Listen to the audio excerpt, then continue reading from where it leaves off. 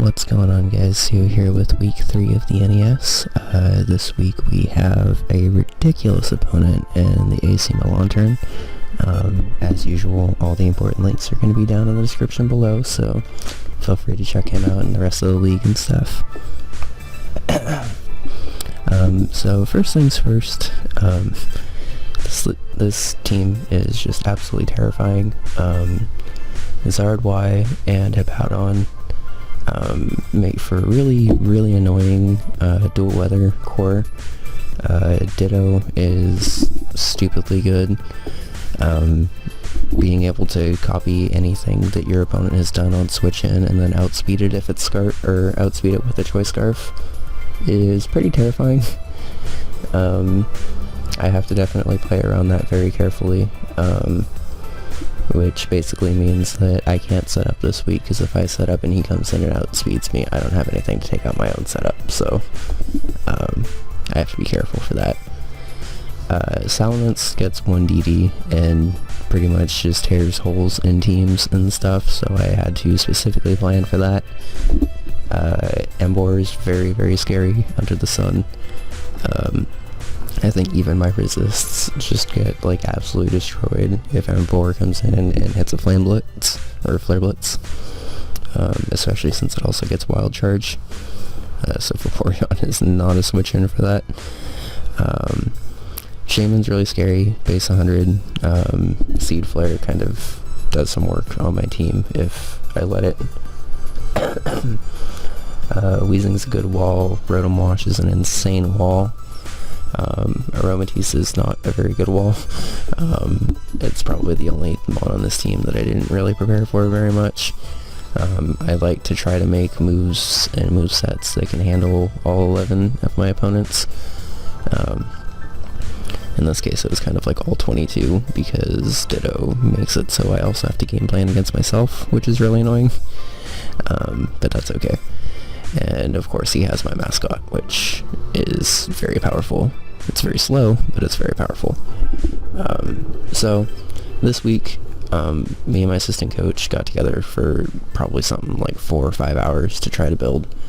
And then I did like a couple of my own tweaks on my own, so honestly, no offense to the other coaches that I've battled so far, but I spent as much time preparing for this one as the other two combined. It has nothing to do with the previous coaches, it just has to do with I had so much to prepare for this week, and it was pretty scary. So, 3 minutes in, I guess let's go ahead and actually get started with the actual team. So, I needed a physical defensive wall, and the best one I had for this matchup was Spiritomb. Very standard moveset. Destiny Bond's there in case stuff gets out of control and I can take a hit and just want to kill something. Willow's there because after Zard Y goes down, his team's actually pretty susceptible to it. And Pain Split's just there for recovery. Sucker Punch is obviously there because 35 speed means I'm outspeeding absolutely nothing. I actually think I am slower than everything on his team but Escavaliers, so that's pretty funny. Moving on, we have Air Balloon Victini. This is kind of just meant to be a late game cleanup, potentially a lead, but mainly just a late game cleanup. Air Balloon makes it so I can actually switch into Hippowdon and Excadrill if I want to. It's a risky switch, but it's a switch that I can make and actually have an immunity for. Psychic V-Create and Grass Knot pretty much hits everything on his team. So I didn't really need a 4th move, so I just decided I might as well try to go for sub. Maybe just get some extra damage off, I guess. I don't know. I wasn't really 100% sure what I wanted to do with Victini this week, because it had a good matchup, but it also got countered by a lot of stuff, so offensively it had a good matchup, but defensively it couldn't really take a whole lot, so I tried to give it a defensive item this week and see how it went. Alright, and Mr. Team MVP here so far. I don't know why Thunder Asterion seems to have such a good matchup every week, but it's another week where it had an amazing matchup. You may be surprised to see a max attack Thunder Asterion, because obviously it's normally run special. But HP Ice, Thunderbolt, and Psychic did all the damage they needed to do completely uninvested. So rather than trying to run Focus Miss, I decided to just run Superpower. I didn't want a 70% chance at a admittedly stronger fighting type move. I would rather just have a 100% chance at a pretty good fighting move. I don't think even with full investment, unless I would have... I had to be a plus speed nature, by the way. I guess I should say this now. I had to be a plus speed nature to outspeed everything on his team, and 101 max speed with a Choice Scarf means I outspeed a +1 Salamence. So... Also, sorry, I'm still somehow sick. I don't really know how. But yeah, so my main plan this game was to not let him set up at all, but I needed something to switch in, obviously, if he did. So this was my switch in for that. HP Ice actually does, like, pretty significant damage to his team, as well as myself, actually. Because something I haven't really talked about so far is I've also had to kind of plan this team in a way that if he dittos anything, I have a counter for it on my own team. I don't know if I've talked about Ditto enough, but it's a mon that I actually like really wanted going into this year because I think it's severely underrated in League format. Like, it could legit be a tier 3, and I would still scoop it up, like, any day of the week. It's just, like, in battle, Ditto doesn't normally do, like, quite as much as you expect it to if you play around it okay. But in team building, Ditto is an absolute nightmare to plan for. Because, like I said, if it comes in and you're set up and it just counter sweeps you with your own setup, you're gonna feel real dumb. So, HP Ice actually does significant damage to Thundurus Therian. And I forgot to mention this when I was on Spiritomb, but Spiritomb was made to be a switch into Victini. Because obviously Victini is going to be a good target for Ditto, and Vaporeon, spoilers, is not actually that good of a switch in for Victini. It's much better especially defensively. So anyway, here we are with Vaporeon. Another pretty standard, I kept trying to click on that like I wasn't there. Another pretty standard one. I needed something that could switch into special defensive stuff. I knew going in the Vaporeon was not a good switch in to Zardwai, because Zardwai obviously has Drought Solar Beam. So going into the battle I knew that, which is why I didn't even bother trying to like handle coverage for Zardwai. This is basically just made to switch in, take a hit, and then either Wish, Protect, Stall, or Baton Pass out into something else that could take a hit. On the second half of this team, during my team prep, by the way, I guess I should say that my assistant coach, Super Nerd 92, and I heavily planned for dual weather, because that was the thing I was most scared of. I figured if I could handle a team that had dual weather, I could probably handle a team that only brought one and like focused more on one. So the second half of this team needed to be stuff that could stall out weather.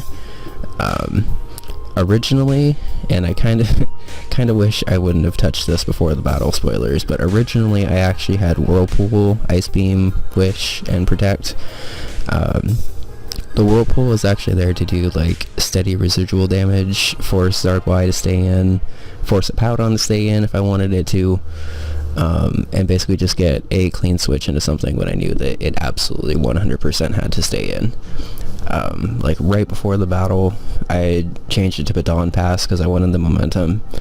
Kind of wish I didn't, but that's kind of what happens, I guess, when you do last minute tweaks like that. So, future Tyler, do not do that.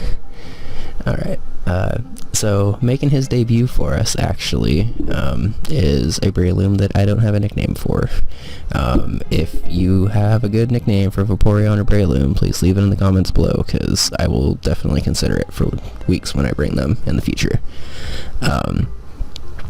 But outside of Breloom, I didn't really think I had a switch in at all for Rotom-Wash.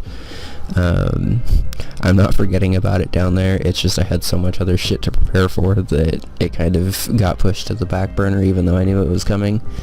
But Toxic Orb, Poison Heal prevents me from being Willowed as long as I get my Toxic Orb off, obviously.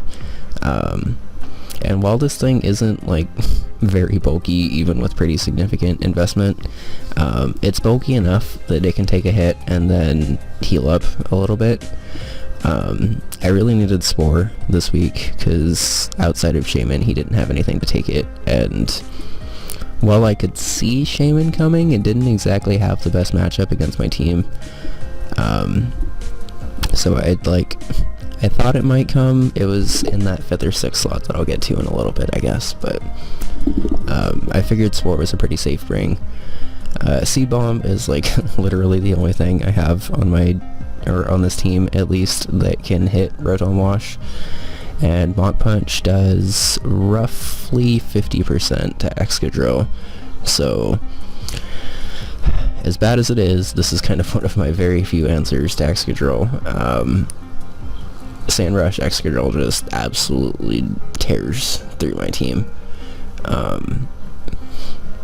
Sandforce with a Choice Scarf, like, literally, if he switched it in, it could have probably just OHKO'd everything, but Sandforce also does significant damage, because I don't have anything at that, like, ridiculous speed tier that can actually surpass it, so I instead get to do the much worse option and just try to take the hits. And finally, we have the gimmick of the week, I guess. Originally, this was a pretty basic Miltank also. The move, or the spreads, didn't actually really change that much, I guess. Oh, sorry, before I get into that, this is built with enough speed to outspeed uninvested Rotom-Wash, which actually does come in handy, so, before I got into Miltank too far. So, originally this moveset was Stealth Rock, Miltank, Seismic Toss, or Rock Slide, and Heal Well? Not Heal Well, I don't remember what the 4th move was, but basically, like, I knew I had to bring Miltank this week because it was the only thing that was bulky enough to actually, like, take anything from Zardwai. But I also didn't really have a great moveset for it this week. Rock Slide, even if I, like, max invested, wouldn't OHKO would not OHKO Charizard, sorry. I don't know why I had such trouble saying that. So, either way, I was gonna have to take a hit from Zardwai. Like, I actually speed tied with it, which was pretty cool, but after running calcs, there was really no reason for me to stay in like that, I guess. But while I was doing some research, I actually found out that Natural Gift is a move that I could use this week, and that might actually be kind of cool. So, Natural Gift Michael Berry. The Michael Berry is 100% useless on its own. Like, I don't even know why you would want 1.2 accuracy on a move. Like, that just seems like beyond situational to me. But Natural Gift Michael Berry actually turns into a 100 base power rock type move. And the 100 base power rock type move is actually enough to OHKO Charizard. Miltank doesn't get Stone Edge, so it unfortunately doesn't actually get a move that's stronger than Rock Slide. So I had to kind of get a little more creative when it came to thinking of moves that I could run. This was a pretty last minute change too. I actually didn't even run this by my assistant coach, which I will not be doing in the future. But I just was looking through and realized that my team still didn't really have answers that I was comfortable for Zardwai. So I just decided that I was gonna do my best and try to catch him off guard a little bit with Natural Gift, just see if I can get a good OHKO. If it doesn't work, Stealth Rock and Seismic Toss still ends up being okay. It's a little weird running Seismic Toss with attack investment, I realize, but the 16 EVs guarantees an OHKO. I could have left it uninvested and still had like a significantly good chance to OHKO, but I don't really want to take that chance, to be perfectly honest. This game's random enough as it is, and I don't want to add to it. So, after 15 minutes, that's a really long team builder, sorry guys, we are going to get to the battle. So, let me just go and switch over to that and we'll get started. Alright guys, and here we are with the actual battle. Before we get into things, I guess I could play this for a minute. Before we get into things, I just wanted to say that my assistant coach and I both, again, this week, unfortunately and fortunately, did a pretty good job of guessing the teams this week. I predicted everyone in the main core here, I guess, of Hippo, Excadrill, Ditto, Rotom-Wash, and Y. I personally thought Shaymin could have potentially come in that last slot over Salamence, but I don't know. That core of 5 is going to be very tough to break through anyway, so to be perfectly honest, it didn't really matter who he brought in the last one, so I guess it might as well just be another setup sweeper for him. But good news that we at least planned for everything. Bad news that he brought all the shit that I was scared of, which is obviously an issue. So let's just go ahead and get started. I guess before I let this video keep playing, I didn't really have a dedicated lead this week. I thought about running Thunderous and just trying to get damage off on something, but I figured he was either going to lead Hippo, Y, or Ditto.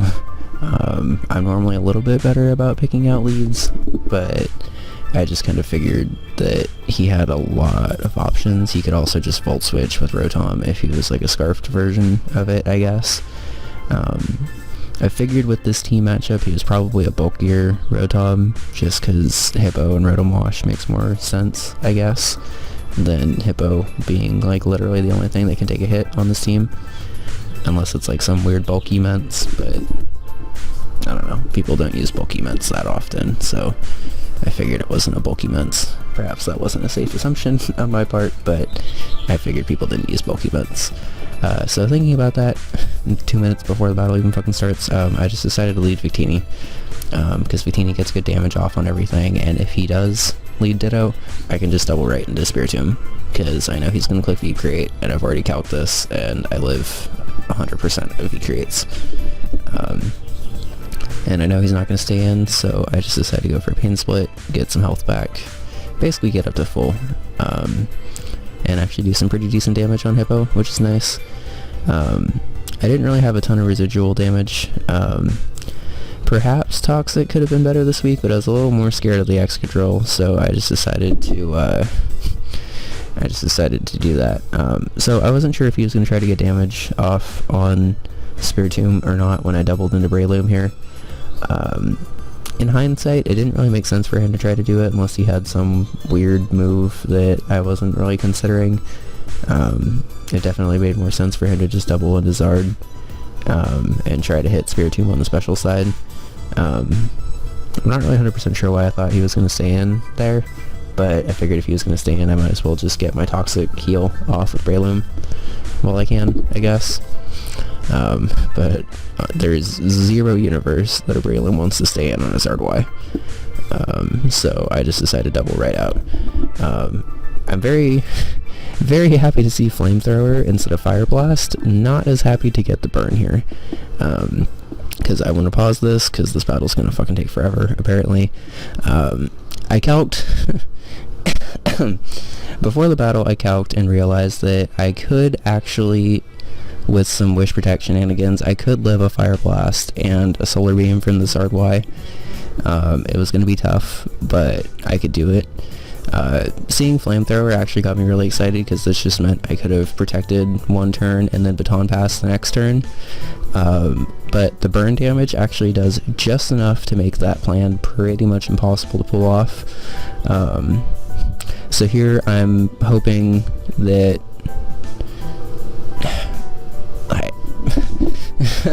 I can't even describe it, because right here, if I would have protected and not been burned, I could have been up to about 70%, which is about how much Solar Beam would have done. I could have protected and then Baton Passed, and Vaporeon basically would have been dead, but Vaporeon is pretty much going to die in this situation anyway. so I could have baton passed. Instead, I tried to take a while making this move to make him think that I didn't really have anything for Charizard. If I would have live commed it this week, you could have seen that I tried to, like, basically just make it look like Miltank was kind of my last resort against this thing. I wanted to try to get that natural gift off. Unfortunately, I was a little too eager here. I kind of figured it wasn't going to work, but I thought I kind of had to try. I had Stealth Rocks here as a backup option in case I just couldn't hit Zard-Y with the natural gift. So here, Melissa basically just turns into a wall. The gimmick didn't work, but one thing I've learned is that you can't just have a gimmick and then the rest of your team falls apart because of it. So here Melissa kind of just turns into a wall, and here I know that it can literally do nothing to Spiritomb. So 100% free switch in. Either get a Willow off on something or Pain Split. But I actually make an okay double here for the first time, like, all game. I remember that he's going to go ahead and... I wanted to pause before that, but that's okay. I remembered last time that he switched into Zard-Y to hit me on the special side because he knew that was my physical wall already, so I figured I could double into Thundurus, even if he didn't double into Zard, like even if he tried to double into Salamence or something, just trying to be cheeky, I guess. I guess Zard, in hindsight, made the most sense there, though, because if I stayed in and Willowed, it basically got a free roost off. If I stayed in and Pain Splitted, I actually got less HP. So I guess in hindsight that play makes a little bit more sense than I realized during the game. And going for Thunderbolt when he had two ground types still alive was a risky play, but it was a risky play that I felt like I kind of had to make.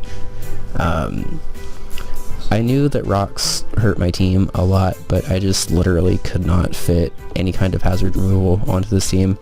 Like, I needed everything that was here, and unfortunately everything that was here didn't learn hazard removal, so I knew that I was on a bit more of a timer than I would have liked. This team was intended to be a little bit more stally and kind of just, like, hold on through all of his threats.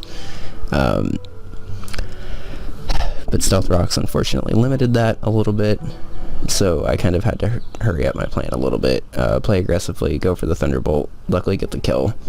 I could have stayed in and T-bolted there, but I realized that Breloom couldn't really actually 2-hit KO, or Rotom couldn't actually 2-hit KO Breloom.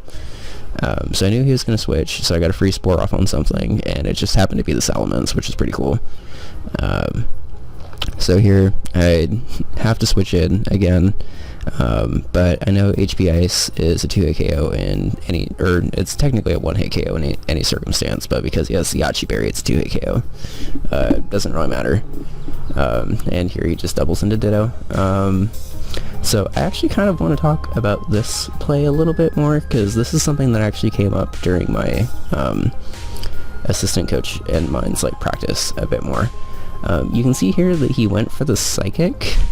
I'm not sure, actually, like, I have HP Ice here, obviously, and HP Ice does, like, pretty significant damage. I'm not sure if he calced it and just realized that Psychic did slightly more, or if he just didn't want to go for HP Ice. But I'm not really sure why he went for Psychic over HP Ice, I guess. The only thing I can think of is that the IVs for Hidden Power are different when you're a Ditto versus when you're just like the normal Pokemon, because the HP is different. I noticed that when my assistant coach and I were battling and he always duplicated my Thundurus T, he always got HP Dragon for some reason. I'm not sure if he was able to manipulate the HP to make it HP Ice and just wanted to go for Psychic or not. But going for Psychic gave me a 100% free switch into Spiritomb. I could have made the switch a turn earlier, but obviously I just didn't see it. It wasn't really the play I was expecting him to make there. I was expecting just HP Ice. I was prepared to stack Thundurus at that point because it didn't really do very much to the rest of my team. But since he switched out, I just decided that I was going to go ahead and use it as a sack later, I guess. So here we have a pretty significant issue of I let Hippo get the sand up, and now very obviously a sand rush drill was in my face for 7 turns, and there ain't shit I can do about it, unfortunately. So I really needed Breloom for this battle. Like, Breloom absolutely would have walled Rotom, it would have walled Hippo. It actually did a decent job against Excadrill, but we weren't able to really figure that out, I guess.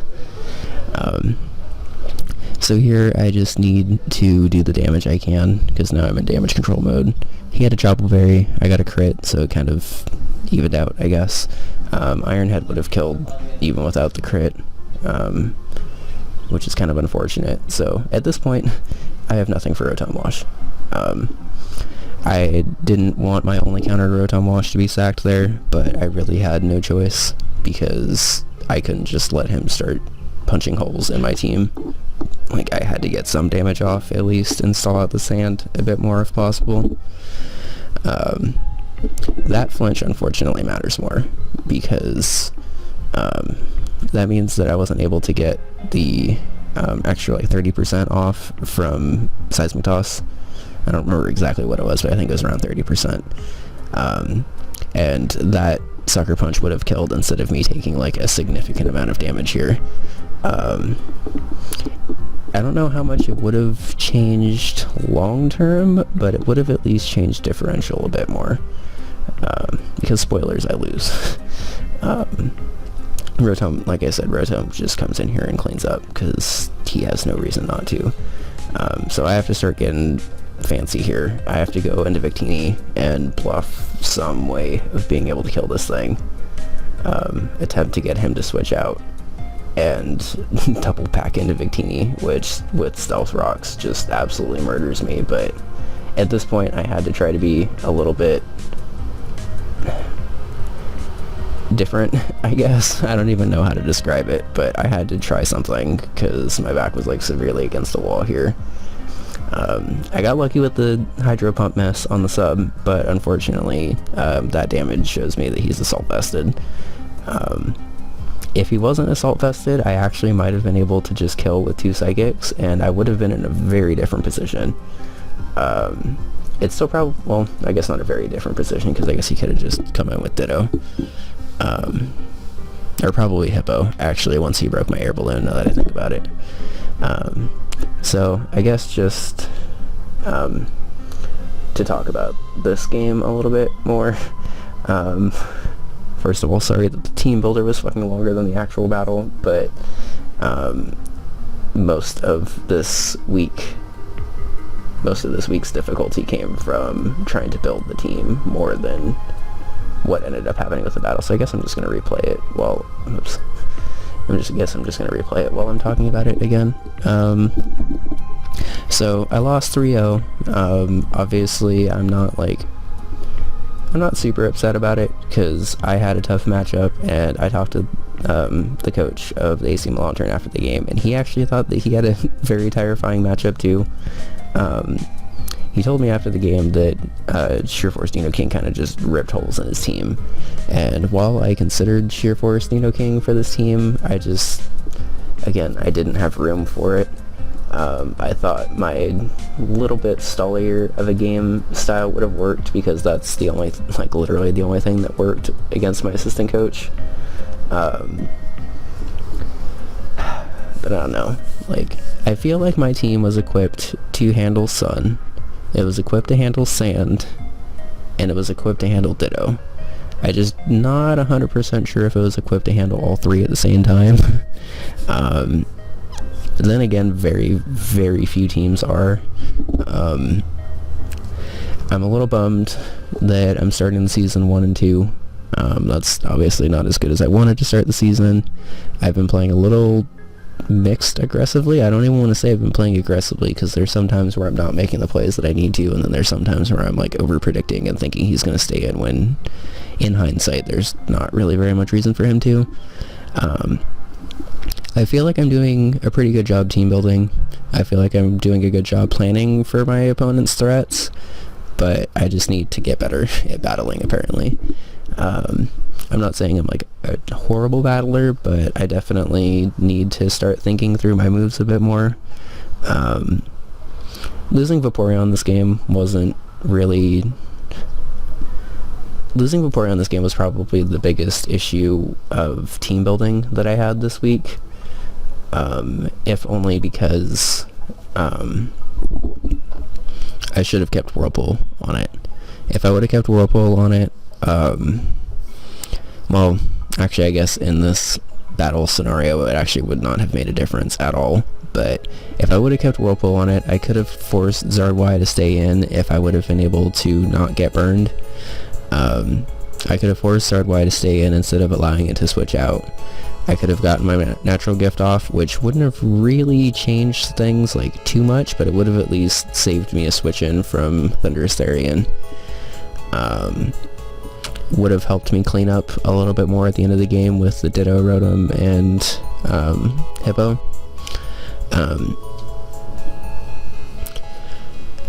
Staying in here on turn 19 to take that damage, by the way, probably wasn't the best call. I didn't really think that I needed Thundurus anymore, but getting an extra switch in and just getting to hit stuff was probably a better decision, because at this point Miltank was pretty much useless. After I got Stealth Rocks up and Zardwai was gone, that was what it was countering, so I should have just gotten rid of it there. So that's another thing I need to do. Pay attention to when my walls are useless and when my walls are not useless, because that could have significantly changed things. So I guess I'm gonna stop playing this battle and just get to recording, or post-editing, I guess. Sorry again for rambling. I am just trying to figure out what I'm doing wrong to be able to start winning again, because obviously starting 1-0 was nice, but I'm not really one to care for losing streaks too much. So next week we are taking on the Columbus Beedrills. I'm really sorry I forget the name of the coach. I'm actually going to check right now because I don't want to forget the name of the coach. It is... I have to refresh. I think it's High Horse, but I don't want to... That could have also been my week 1 opponent and I just forgot.